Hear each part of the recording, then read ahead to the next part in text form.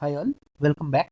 In the last video, I have discussed how we can use filter based on color in Excel. In this video also, I will use the same thing, like I will filter rows based on color.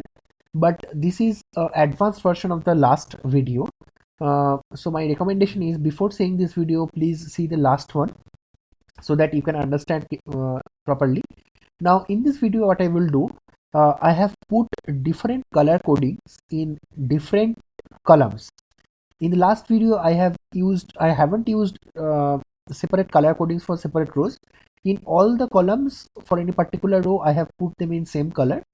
So that is a simple version. But in this, I have used, like, as you can see, like for region, I have used color coding based on regions. Like for all the south regions, I have put saffron. For all east, I have put blue, and west I have put green, and white for north.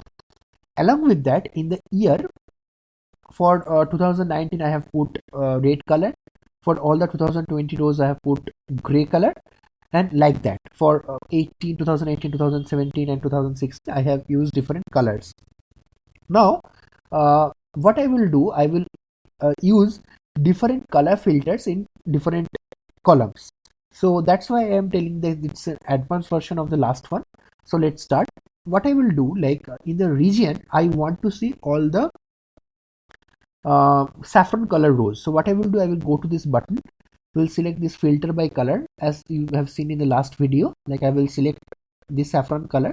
Now you can see all the saffron color rows are coming together. Now in that, what I want to do, I want to see all the red color rows together, like 2019 rows together. So what I will do, I will go to this button, and in this I will go to filter by color and select the red color. So you can see the year having red colored rows and region having saffron colored rows are put together, and this is the final result. So now if I want to remove all the filters, what I will do, I will go to this button, will clear filter from the region, and again go to this year button, year filter button, and go to this clear filter from year. Now you can see, like, all the filters removed from this table, all from the columns, and all the rows are coming together. Now one more example, like now I want to see all the gray colored rows from the year column. So I will go to this filter by color, and I will select gray. So all the gray colored rows, 2020 rows are coming. Now in that, I want to see all the green colored rows from the region column. So I will go to this button and will filter by color and then select green.